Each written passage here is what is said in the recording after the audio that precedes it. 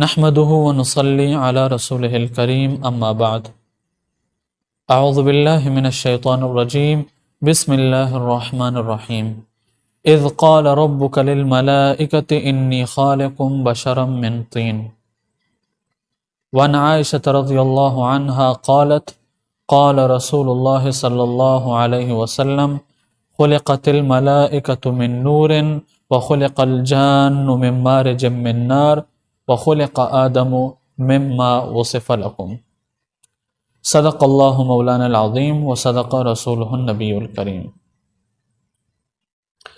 محترم ناظرین کرام اور سامعین حضرات، میرے محترم بھائیوں اور دوستوں، دنیا کے اندر بہت سارے مخلوقات موجود ہیں۔ اتنے مخلوقات ہیں کہ وہ مخلوقات گنتی میں بھی نہیں آتے۔ سائنسدان اور تجربہ کار لوگ ان چیزوں کو گنتے گنتے تھک گئے، لیکن ان کی گنتی ابھی تک ختم نہیں ہوئی ہے۔ اتنی بڑی تعداد ہے۔ اللہ رب العزت نے مخلوق کو پیدا فرمایا ہے۔ ان سب کا خالق اللہ تعالیٰ ہے۔ ان تمام مخلوقات میں سے جو ٹاپ پر آتے ہیں وہ تین ہیں۔ ٹاپ نمبر پہ جو آتے ہیں وہ تین ہیں۔ پہلے تو فرشتے ہیں جن کو اللہ رب العزت نے فرشتہ پیدا فرمایا ہے، پھر اس کے بعد جن ہیں، پھر تیسرے نمبر پر اللہ رب العزت نے انسان کو پیدا فرمایا ہے۔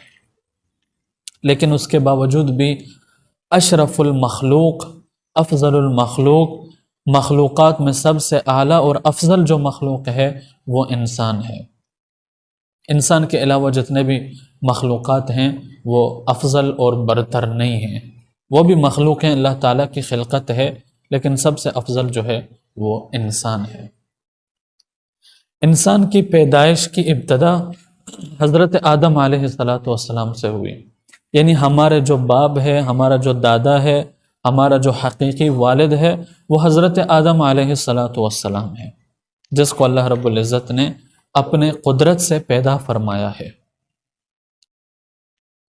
جب یہ زمین تھی اور زمین میں کوئی اور چیز نہیں تھی، زمین کے علاوہ، اس دنیا کے علاوہ کوئی اور چیز نہیں تھی، تو اللہ رب العزت نے حضرت عزرائیل علیہ السلام کو حکم دیا کہ جاؤ زمین کے مختلف مقامات سے مٹی جمع کر کے لاؤ۔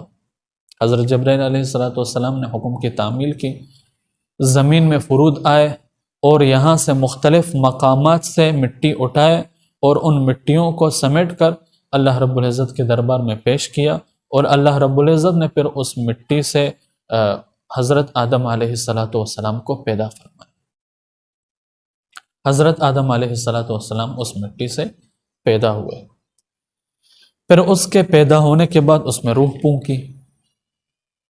پھر جو ہے حضرت آدم علیہ السلام انسانوں کا سب سے پہلا بندہ، سب سے پہلا شخص اس دنیا میں وجود میں آیا، پیدا ہوا۔ پھر اللہ رب العزت نے اس کے کندھوں سے، اس کے سینے سے، اس کے پشت سے اس کے اولاد کو بھی پیدا فرمایا، جو چونٹیوں کی طرح تھی، اور نکلے جتنے بھی نسلیں تھیں وہ سب باہر آ گئے، اور اللہ رب العزت نے ان سے عہد لیا، جیسا کہ حدیث مبارکہ میں موجود ہے۔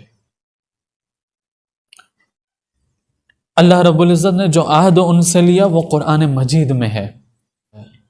وَإِذْ أَخَذَ رَبُّكَ مِن بَنِي آدَمَ مِن ظُهُورِهِمْ وَذُرِّيَّتَهُمْ وَأَشْهَدَهُمْ عَلَىٰ أَنفُسِهِمْ، کہ جب اللہ رب العزت نے ان کو پیدا فرمایا، ساری چیزیں برابر ہوئی، تو ان سے اللہ رب العزت نے عہد لیا۔ اور عہد کیا تھا؟ أَلَسْتُ بِرَبِّكُمْ، کیا میں آپ کا پروردگار نہیں ہوں؟ تو وہ جتنے بھی مخلوقات موجود تھے سب نے کہا کہ بلا، آپ ہمارے پروردگار ہیں اور ہم اس بات کی گواہی بھی دیں گے۔ پھر اللہ رب العزت نے فرمایا کہ قیامت کے دن پھر یہ نہ کہنا کہ ہم اس چیز سے بے خبر تھے۔ خلاصتاً میں ذکر کر رہا ہوں کہ اللہ رب العزت نے حضرت آدم علیہ السلام کو بھی پیدا فرمایا، پھر ان سے ان کے اولاد کو بھی پیدا فرمایا، پھر ان سے عہد بھی لیا، اور جو کہ احادیث مبارکہ میں موجود ہے، اور قرآن مجید میں بھی اللہ رب العزت نے وضاحتاً ذکر فرما دیا ہے۔ حضرت آدم علیہ السلام کے پیدائش کا مقصد اللہ تعالیٰ کی بندگی ہے، تاکہ وہ اللہ تعالیٰ کی عبادت کریں۔ اللہ رب العزت نے جب حضرت آدم علیہ السلام کو پیدا کرنا چاہا تو فرشتوں نے فرمایا کہ اے اللہ، آپ انسان کو کیوں پیدا فرما رہے ہیں؟ کیونکہ انسان کی خلقت مٹی سے ہے، اور پھر یہ ہے کہ یہ زمین میں جا کر فساد کریں گے، خون بہائیں گے، آپ ان کو کیوں پیدا فرما رہے ہیں؟ ان کا مقصد اعتراض کرنا نہیں تھا، بلکہ وہ تعجب میں تھے۔ ان کا مقصد یہ تھا کہ اگر تسبیح اور تمحید حمد کے لیے پیدا فرمائے تو ہم ہی کافی ہیں، لیکن اللہ رب العزت نے جتنے بھی مخلوقات پیدا فرمائے ہیں ان سب کے اندر کوئی نہ کوئی حکمت اور مصلحت ہے، اور ہر ایک مخلوق اللہ تعالیٰ کی عبادت کرتا ہے، ہر ایک مخلوق، اور ہر ایک مخلوق کی عبادت کرنے کا الگ طریقہ ہے، الگ طریقہ ہے، الگ اسٹائل ہے، اور الگ ان کا طور و طریقہ ہے جو اللہ رب العزت نے اپنے حکمت اور مصلحت کے ساتھ ان کو ودیت کی ہے۔ ان میں سے ایک انسان ہے کہ اللہ رب العزت نے انسان کو نفسانی خواہشات بھی دی، عقل بھی دی، سارے چیزیں دے دی، اور پھر اس کو آزاد چھوڑ دیا۔ ایک مثال میں آپ کو سمجھا دوں، دیکھیں فرشتے جتنے بھی تسبیح کرتے ہیں، جتنے بھی اللہ رب العزت کی حمد بیان کرتے ہیں، نماز پڑھتے ہیں، جو بھی کرتے ہیں، انہیں کوئی ثواب نہیں ملتا۔ ان کا کام یہی ہے، ان پر واجب ہے، بس واجب ہے وہ کرتے ہیں، ان کو اختیار نہیں ہے، آپ کو کرنا ہے بس وہ کرتے ہیں۔ کیوں انہیں ثواب نہیں دیا جاتا؟ کیونکہ ان کے اندر نفسانی خواہشات نہیں ہے، انہیں جیسا کہا جاتا ہے وہ ویسا ہی کرتے ہیں۔ اور رکوع، کچھ ایسے فرشتے ہیں جو رکوع کی حالت میں ہیں، ہمیشہ سے تھے اور ہمیشہ رہیں گے قیامت تک، اور کچھ ہیں جو سجدے کی حالت میں تھے اور اب تک بھی رہیں، لیکن ان کو بھوک نہیں لگتی، پیاس نہیں لگتی، انہیں نفسانی خواہشات نہیں ہے، کوئی چیز ان کو ضرورت نہیں ہے، کسی چیز کی ضرورت نہیں ہے، اس لیے وہ مطمئن ہو کر اپنا کام کر رہے ہیں۔ لیکن انسان کو جب دیکھا جائے تو اس کو بھوک بھی لگتی ہے، اس کو پیاس بھی لگتی ہے، اسے کھانے کی بھی ضرورت ہوتی ہے، اسے بیوی کی بھی ضرورت ہوتی ہے، اس کے اولاد کی بھی ضرورت ہوتی ہے، بڑھاپا ہوتا ہے، جوانی ہوتی ہے، بچپن ہوتا ہے، یہ سارے چیزیں ہوتی ہیں۔ اللہ رب العزت نے انسان کو یہ چیزیں بھی دی، اور پھر اس کے بعد اختیار دیا، اور پھر اختیار دینے کے بعد پھر آپ دیکھیں کہ اگر آپ کرو گے تو آپ کو ملے گا، نہیں کرو گے تو نہیں ملے گا۔ اب فرشتے میں یہ چیزیں نہیں ہیں، اگر وہ کریں تب بھی انہیں کچھ نہیں ملے گا، لیکن وہ کر نہیں، ایسا نہیں ہے کہ وہ نہیں کریں، وہ کرتے ہیں، جو اللہ رب العزت کے حکم ہے وہ کرتے ہیں، کیونکہ ان کے اندر نافرمانی کا مادہ نہیں ہے، وہ نور سے بنے ہوئے ہیں، فرمانبرداری کا مادہ ہے ان کے اندر، وہ سارے چیزوں سے پاک ہیں، کھانے سے، پینے سے، اٹھنے سے، سونے سے، جاگنے سے۔ لیکن انسان کے اندر، انسان کی جو طبیعت ہے وہ طبیعت یہی ہے کہ انسان نفسانی خواہشات میں گھرا ہوا ہے، وہ اگر چاہے بھی تو اسے کھانا پڑے گا، اگر نہیں چاہے بھی تو کھانا پڑے گا، بھوک اس کو لگے گی، اس کو نیند آئے گی۔ اس لیے اسلام اس کے سامنے رکھ دیا گیا کہ آپ کو کھانا بھی ہے، پینا بھی ہے، سونا بھی ہے، جاگنا بھی ہے، اور عبادت بھی کرنا ہے۔ آپ کو اگر بھوک لگی ہے کھانا کھاؤ، حلال میں سے کھاؤ، عبادت ہے، ثواب ملے گا۔ اگر بھوک لگی ہے حرام سے کھاؤ گے پھر گناہ ملے گا۔ آپ کو نیند آ رہی ہے وقت پہ سو جاؤ، اور یہ نیت کر کے سو جاؤ کہ میں جب سو جاؤں گا پھر میں اٹھوں گا تو میں چست ہو جاؤں گا، پھر اللہ کی عبادت کروں گا، اس پہ آپ کو ثواب ملے گا۔ پیاس لگی ہے پانی پیو، اس لیے پیو تاکہ یہی آپ کے خیال میں آ جائے کہ جب پیاس ختم ہو جائے گی تو پھر قوت آئے گی، اس قوت سے میں اللہ تعالیٰ کی عبادت کروں گا۔ جیسے کہ مشہور ہے، کچھ بزرگ علماء کرام فرماتے ہیں کہ پہلے جب لوگ تھے وہ صرف اس لیے زندہ ہو، صرف اس لیے کھانا کھاتے تھے تاکہ وہ زندہ ہو جائیں اور زندہ ہو کے اللہ تعالیٰ کی عبادت کریں۔ انہیں زندگی محبت نہیں تھی، پسند نہیں تھی، لیکن وہ اس لیے زندگی چاہتے تھے تاکہ ہم زیادہ سے زیادہ اللہ تعالیٰ کی عبادت کریں، اور اللہ تعالیٰ کی عبادت کے لیے زندہ رہتے تھے، اور زندہ رہنے کے لیے وہ کھانا کھاتے تھے۔ بزرگوں کی یہی عادت تھی، علماء کرام کی اور گزشتہ جتنے بھی نیک اور صالحین لوگ تھے، اور آج کل بھی جو ہیں وہ ایسے ہی، ان کی یہی عادت ہے۔ لیکن ان کے خلاف جو ہے لوگوں کی عادت یہی ہے کہ وہ کھانا کھانے کے لیے ہی زندہ ہیں، وہ زندہ ہی بس یہی ہے کہ کھانا کھائیں اور اپنی نفسانی خواہشات کو پورا کریں۔ عبادت نامی چیز ان کے اندر ہے ہی نہیں، ان کے ساتھ ان کو کوئی کام ہے ہی نہیں، اور کوئی دخل بھی نہیں ہے۔ یہی دور ہے جو کہ بدلتا رہتا ہے۔ تو حضرت آدم علیہ السلام جو ہیں وہ انسانوں کے سب کے باپ ہیں، ان کے دادا ہیں، ان کے والد ہیں، انہی کے سلسلے سے انسانیت چلتی ہے، انسانیت کی نسلیں چلتی ہیں۔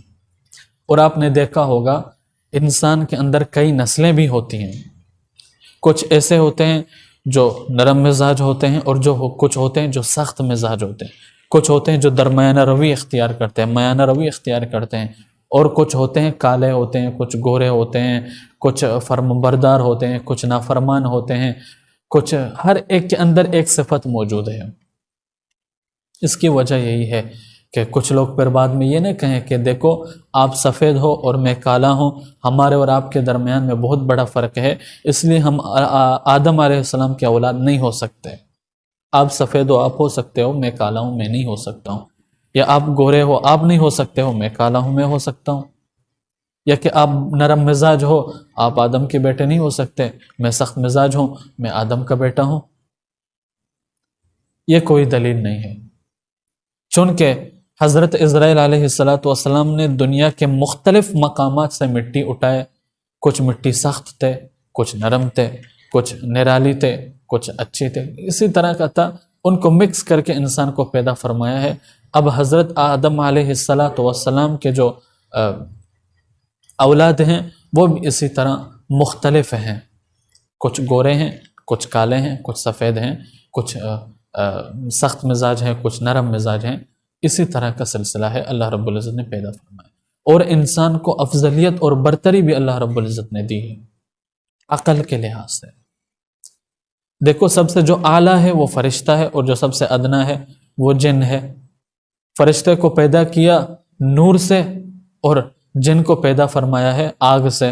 وَخَلَقَ الْجَانَّ مِن مَارِجٍ مِّن نَارٍ، اللہ رب العزت نے پیدا فرمایا ہے جن کو آگ کے شعلوں سے، اور انسان کو پیدا فرمایا ہے مٹی سے۔ اور یہی وجہ ہے کہ ابلیس نے یعنی شیطان نے حضرت آدم علیہ السلام کا سجدہ نہیں کیا، اور یہی کہا کہ خلقتنی من نار وخلقتہ من طین، آپ نے مجھے آگ سے پیدا کیا ہے اور اس کو مٹی سے پیدا کیا ہے، میں اس سے اعلیٰ ہوں، لہٰذا میں اس کا سجدہ نہیں کر سکتا۔ اس لیے اگر انسان اعمال کے اندر آ جائے، کرنے میں آ جائے، تو وہ فرشتوں سے بھی افضل ہے، اور اگر برائی پہ آ جائے، گندگی پہ آ جائے، تو وہ گلیوں کے کتے سے بھی بدتر ہے، خنزیر سے بھی بدتر ہو سکتا ہے۔ اللہ تعالی ہمیں ان صفات سے بچائے۔ کہنے کا مقصد یہی ہے کہ انسان جو ہے وہ اشرف ہے، افضل ہے۔ اللہ رب العزت نے اسے فرشتوں سے بھی اعلیٰ اور افضل بنا دیا ہے، یہاں تک کہ جب رسول اکرم صلی اللہ علیہ وسلم معراج میں جاتے ہیں تو حضرت جبرائیل علیہ السلام بھی یہی فرماتے ہیں کہ اے محمد صلی اللہ علیہ وسلم، اب اس سے آگے میں نہیں جا سکتا، اگر اس سے میں آگے چلے جاؤں تو فروغ تجلی بسوزانت پرم، اللہ رب العزت کی جو تجلی ہے وہ میرے پر کو جلا دے گی، اس لیے اس سے آگے جانا آپ کا کام ہے۔ آن حضرت صلی اللہ علیہ وسلم آگے بڑھے تو آن حضرت صلی اللہ علیہ وسلم وہاں تک بھی پہنچ گئے جہاں تک حضرت جبرائیل علیہ السلام بھی نہ پہنچ سکے تھے۔ لہٰذا کہنے کا مقصد یہ ہے کہ ابتدا حضرت آدم علیہ السلام ہے، اور آخری جو ہوگا اس کے اولاد واللہ عالم کون ہوگا۔ اور حضرت آدم علیہ السلام کو پیدا کیا گیا، انسانیت کو پیدا کیا گیا عبادت کے لیے۔ انشاءاللہ مزید باتیں اگلی نشست میں آپ حضرات کے سامنے پیش فرماؤں گا۔ دعا ہے اللہ رب العزت ہم سب کو ان باتوں پر عمل کرنے کی اور ان باتوں کو سمجھنے کی توفیق نصیب فرمائے۔ وما علینا الا البلاغ المبین۔